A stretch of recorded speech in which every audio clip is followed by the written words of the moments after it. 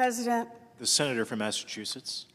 Mr. President, President Trump took a strong American economy and broke it in less than 100 days.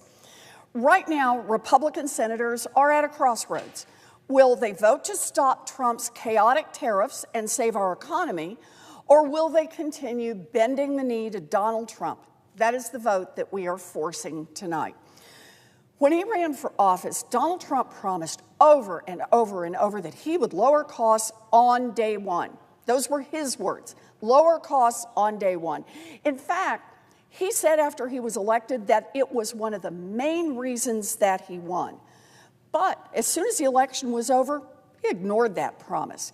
Instead of working to lower costs on day one, he has decided to start the dumbest trade war in U.S. history, which is already increasing costs for American households and damaging our economy. Hey, folks. Welcome back to Conservative Chronicle. If you're new here, make sure to like, subscribe, and hit that notification bell, because we're diving headfirst into the issues the mainstream media won't cover honestly. And today, we've got a real doozy. You may have seen this video making around Senator Elizabeth Warren absolutely tearing into President Trump over tariffs. The title alone says it all. The dumbest trade war in U.S. history. Well, folks, I watched the whole thing, every single dramatic, hand-wringing minute of it, and I got a few things to say. Let's start with Warren's claim that Trump broke the economy in 100 days. Really? You mean the economy that was roaring before COVID hit? The one with record low unemployment, especially for Black and Hispanic Americans? Wages up, consumer confidence high, stock market hitting records? That's not a broken economy. That's what success looks like. You know what had hurt the economy? Lockdowns, big government mandates. And yes, the Biden inflation crisis we're living through right now. But sure, let's blame Trump's tariffs. Warren goes on this emotional rant about tariffs, calling it the dumbest trade war in U.S. history. Really? You mean the tariffs that finally stood up to China after decades of them ripping us off blind? The tariffs that try to bring manufacturing jobs back to American soil instead of outsourcing everything to Beijing? So let's take a step back and talk about what's happened since Trump started this trade war. The stock market took the biggest plunge since the early days of the pandemic, sinking millions of Americans' retirement accounts. Businesses have begun hiking prices and laying off workers. Americans are worried they won't be able to survive a cratering economy. And just today, Americans woke up to the news that Donald Trump single-handedly shrunk our economy in 3 months and raised the cost of their groceries. The warning lights are all flashing red. We've seen this before. But this time, our economy is teetering on the edge, not because of a mortgage meltdown or a one-in-a-century virus, but because of one man alone, the President of the United States. Unless we reverse course quickly, many economists believe that a recession is inevitable. And like all recessions, the pain will fall the hardest on working families. Many Americans will face the 1-2 punch of job losses on top of overwhelming debt burdens. A cascade of defaults, foreclosures, and personal bankruptcies could follow. With so many indications that American families are in serious trouble, our government should be throwing them a lifeline.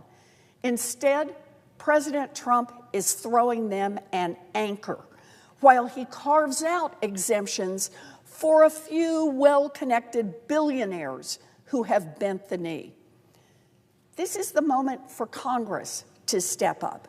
And where are the Senate Republicans? Watching, waiting, hoping it doesn't get worse, hoping maybe somebody else will step up. Well, I'm here to say it is up to us in the United States Senate. No one else is coming to save us. We are the ones who have to act. If Republicans care about the American people, they will vote yes on our resolution today and turn off the fake emergency that Donald Trump is using to impose his on-again, off-again, red light, green light tariffs, the tariffs that are pushing our economy off a cliff. Let me repeat, Congress can end this economic threat today. All we need are some Republican senators to join us to vote down the president's abuse of emergency authorities. Unless we take action now, millions of people will lose their jobs, families will be destroyed, and our economy will take years to recover. But this time, it will be the President of the United States who destroyed our economy.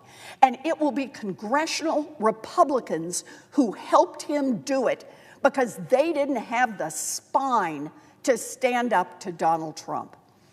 So I say to my Republican colleagues, let's get this done.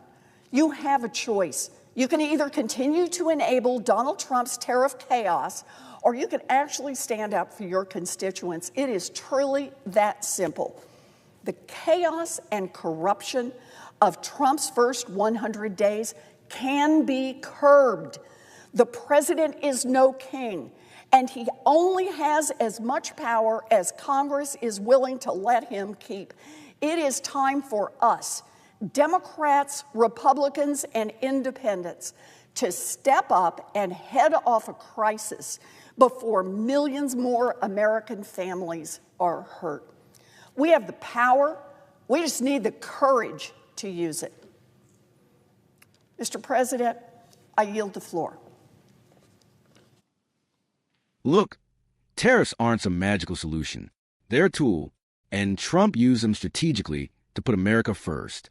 For once, we had a president who didn't kneel to globalist trade deals or let the CCP call the shots. And Warren can't stand that. Warren warns a recession, a stock market crash, grocery price spikes painting this apocalyptic picture like it's the end of the world. But let me tell you something. That fear-mongering isn't base in fact. It's base in politics. Prices are up, but they didn't skyrocket because of Trump's tariffs. They exploded under Bidenomics. Printing trillions, shutting down pipelines, stifling domestic energy that's the stuff killing your wallet. Not Trump. Warren loves the talking points. Trump's helping billionaires while Americans suffer.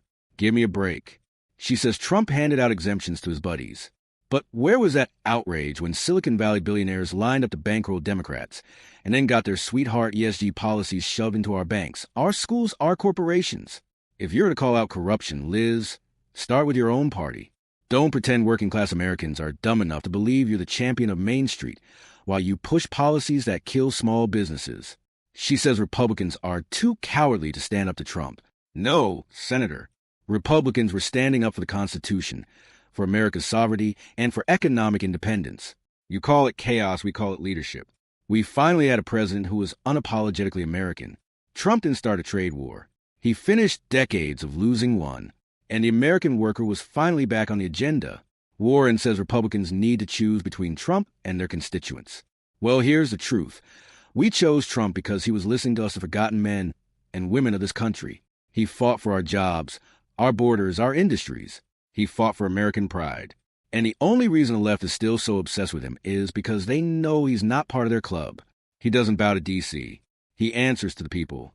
Elizabeth Warren's speech wasn't about protecting the economy. It was about protecting the status quo, the globalist elite, the D.C. machine. She doesn't fear Trump because he failed. She fears him because he worked. And if they have to rewrite history to stop him, they will. But we're not buying it, and we're not backing down. This country belongs to we the people, and we will never apologize for putting America first. Thanks for watching, Patriots. Stay strong, stay free, and stay tuned. Because the fight for the soul of this nation isn't over. It's just getting started.